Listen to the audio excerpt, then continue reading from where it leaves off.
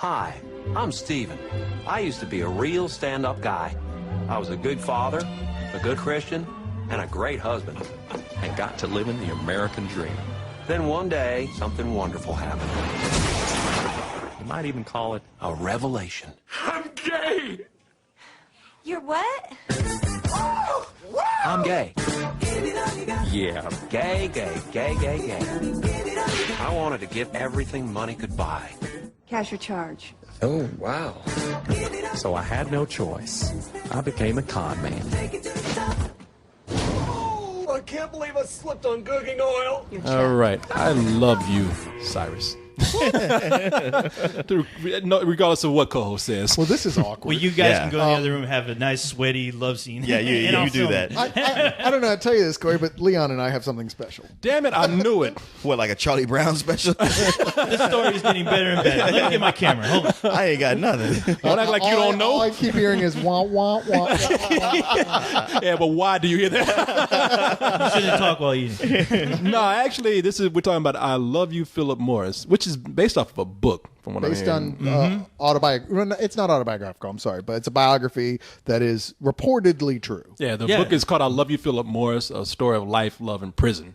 Yeah. Because this guy that is based on, Stephen J. Russell, went to prison for being gay. No, actually, he didn't go to prison for being gay. No. He is gay, but he's a guy who's been a con man most of his adult life, whether it's because he's been trying to hide his sexuality or whether it's because he's conning people out of their money. Well, he's brilliant. I mean, the guy has like a 167 IQ. Yeah. This guy managed to get out of prison numerous times to the point where this movie makes sense of being a comedy in a way, because when you hear these stories, they're ridiculous. You start to laugh so loud because they are so incredibly ridiculous. Like, this guy managed to steal markers, green markers, right? Yeah. Put him in a cell, and then managed to take his white jumpsuit, dye it green, and he escaped prison because if you wear a green jumpsuit, you're a medical physician in the prison. And he walked out by just but wouldn't I like, even with that, I'm like, wait a minute, okay, those are permanent markers and they won't mix when, like, when you put them in water. But that aside, I'm like, okay, even if you're wearing suddenly green scrubs, doesn't everybody still recognize your face? Yeah, apparently not in prison. Yeah. And like I said, well, that's true. Usually in prison they have you bent over so nobody really sees your face. The truth is, it actually happened. Right. Yeah, you say what you want. It's documented. Yeah, the co-host is right. You weren't entirely right when you said, though, he didn't go to jail for being gay. I mean, he himself says early on, it's like when he finally decides to come out, which is very early in the film, like, you know what, this is stupid. I am so gay. It's amazing. It's ridiculous. I should sneeze sparkle. That when he comes out like that, he's like, you know what? They don't tell you how expensive it is to be gay. I know. That was a great line. Where it's like, he's like, no, I am going to be fabulous as hell, and that costs a lot of money, which means I'm going to have to find a way to scam all that money off people. See, that motherfucker was just greedy. I know too many broke gay people. They ain't doing it right. They're not fabulous. No, they're not. They have to do too many blowjobs on the bridges to get some money. So. I got to say, for somebody who's gay, you're doing it wrong. Yeah. Dude was just greedy. Yeah, he's But when he does go to jail, one of the good things to come out of it for him is that he finds the love of his life, which is Phillip Morris. Right? Yeah, Ewan McGregor. Who's played by Ewan McGregor. And we failed to mention that Stephen J. Russell is played very well by... What's that boy? Jim Carrey. Jim Carrey. Well, it's Jim Carrey was the name you couldn't call. I gotta say, I know. He hasn't been around for a while. You're slipping, Corey. But man, this movie came out.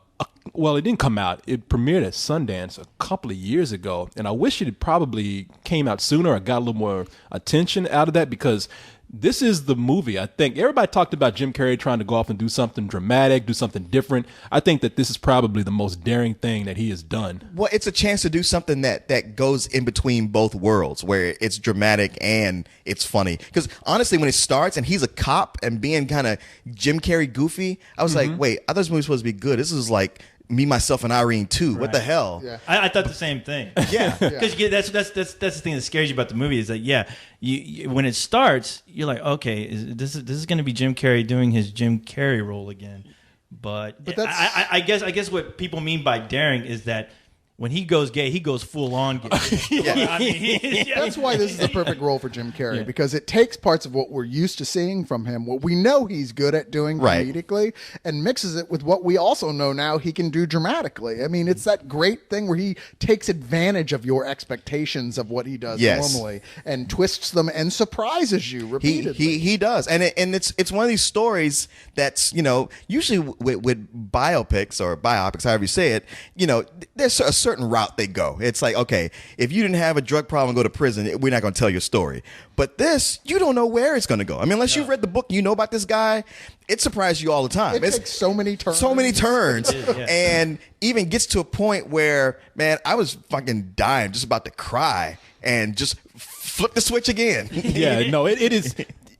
If this stuff wasn't documented, and I would say you would probably need to know this before you go in there, because you look at it and you'll be like, there's no way that's true. Okay, this is just ridiculous. Man, that's just stupid. Who wrote this screenplay?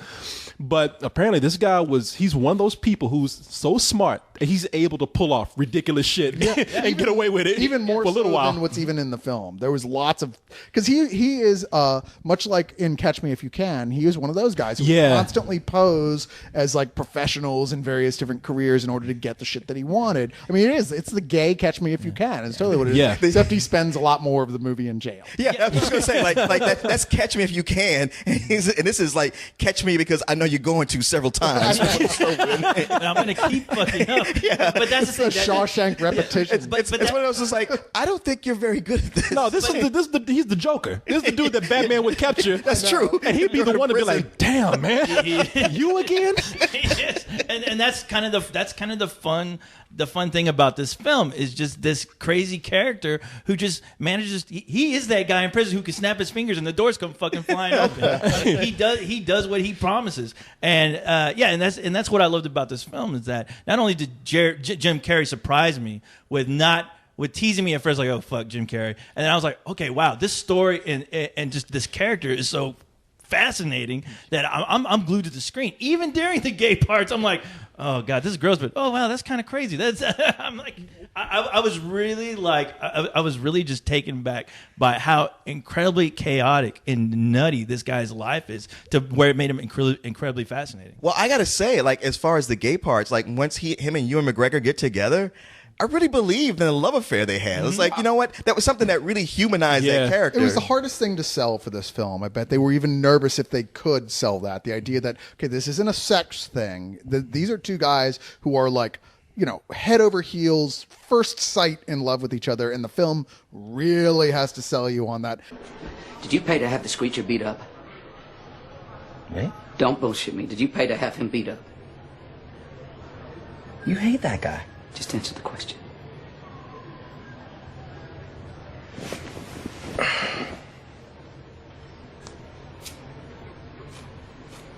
Yeah. Yeah, I did. Stephen.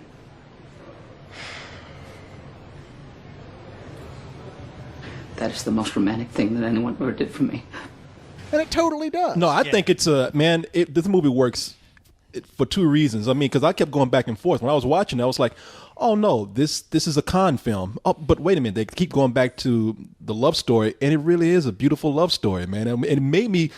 Here's the deal: it's such a beautiful love story between Stephen J. Russell and Phillip Morris that I was getting angry with Jim Carrey's character. Same here. Because I was like, man, this guy is sticking by you. He's behind you, whatever you do. They're so in love. And you just keep fucking him over and you keep fucking up yourself. You were too smart for this. He's the sweetest, most innocent. Like, he is a deer out in the woods. There's a sudden noise and it raises its head up and hits around. You're like, oh, how could anybody do anything to hurt it? And Jim Carrey is the hunter's arrow that pierces it right in the eye out of nowhere. But Jesus, stop doing that. But it's like he's just compulsive. He can't help himself. Yeah. It's just like he's just born to a life of crime. Like he could win the lottery and have everything he wants, and he would still find some way to go impersonate somebody and get thrown in jail again. Yeah. And then that's the thing. Like, Ewan McGregor did such a great job, because at first I was like, I don't want to see Obi-Wan. Come on, Obi-Wan. I don't want to see Obi-Wan Kenobi like blowing Ace Ventura. I was like, I can't. That does not happen. And besides, there are already movies out there, I'm sure, that have that. I'll look for that shit. There's but a crossover the thing is, for it. I think there's a whole comic miniseries. Well, plus the Obi-Wan character got fucked in the Phantom Menace already. So. yeah, I know, right? There you go. You can do like 6 degrees of gay because Ewan McGregor was blowing Jim Carrey, and I think Jim Carrey. No, Ewan McGregor was blowing Christian Bale, who was in. They were both in Velvet Underground. Goldmine. Right. Yeah. Velvet Goldmine. Not the I'm first like, role he's taken yeah, like we ought that. to form that game. But no, Ewan McGregor. I mean, he's one of those. His performance, like I was like, wow, I'm really believing this guy.